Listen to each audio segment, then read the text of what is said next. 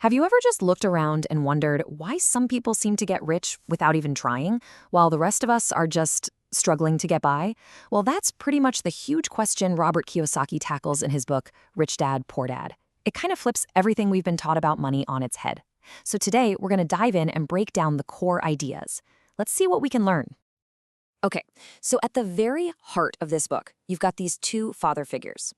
First, there's Kiyosaki's actual dad, who he calls his poor dad. Super smart guy, highly educated, but always struggling with money. And then you have his best friend's dad, his rich dad, who was an 8th grade dropout but went on to become a millionaire. Their advice couldn't be more different, and it really sets the stage for this big choice we all face. Do you want financial security or do you want financial freedom? This isn't just a story about two guys. It's really a story about two completely different ways of thinking. And for Kiyosaki, choosing which dad to listen to was a decision that would literally shape his entire financial future. Let's see how that journey actually got started. So his journey begins, but not in some stuffy classroom. Nope. It started with a job offer. He and his friends started working for Rich Dad, dusting canned goods in one of his stores for just 10 cents an hour. 10 cents. After a few weeks of this, Kiyosaki felt totally ripped off and was ready to quit. But this was all part of the plan.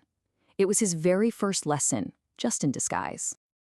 And that brings us to the first huge lesson. And trust me, it's a big one. How to escape what he calls the rat race. That low-paying, soul-crushing job. It was a test. It was designed to teach a lesson that was way, way bigger than a tiny paycheck. So what exactly is the rat race? Well, it's that endless hamster wheel we all see. You get a job because you're scared of being broke. Then you get paid and you start wanting nicer things, so you spend everything you earn, which means you have to keep working. Fear gets you out the door in the morning, and desire for more stuff keeps you spending. It's a trap, and it keeps most people from ever being truly free. This quote just nails it, doesn't it? It's the perfect way to describe the emotional engine that keeps that whole cycle going. It's this powerful 1-2 punch of fear and desire that keeps us running and running, no matter how much money we actually make. So the key takeaway here, the real aha moment, is this massive mental shift. Instead of just chasing a paycheck, Rich Dad wanted the boys to start seeing opportunities all around them. The real value of that 10-cent an hour job wasn't the wage. It was the financial education they were getting for free. All right, now we're getting to the absolute core of the book's philosophy. It's a ridiculously simple idea, but I'm telling you, it has the power to completely change your financial life. It all comes down to really, truly understanding the difference between two little words, assets and liabilities. Rich Dad's definition of an asset has nothing to do with complicated accounting terms. It's so simple, it's brilliant. Does it put money in your pocket? If the answer is yes, then hey, it's an asset. Think about things like rental properties, stocks that pay dividends, or royalties from a book. Money flowing to you. And here's where it gets a little controversial for some people. A liability is simply anything that takes money out of your pocket. This includes stuff we're often told are assets, like your car or even your own house. Think about it. Your house comes with a mortgage, taxes, insurance, repairs. It's constantly taking cash out of your pocket. This visual just lays it all out crystal clear. Look at the difference. The poor and middle class, they work for an income, and then they spend it on liabilities and expenses that just drain their money. But the rich, they use their income to buy assets. And those assets generate more income, which they use to buy even more assets. It's a powerful wealth-building cycle. Okay, so how do you actually put this into practice?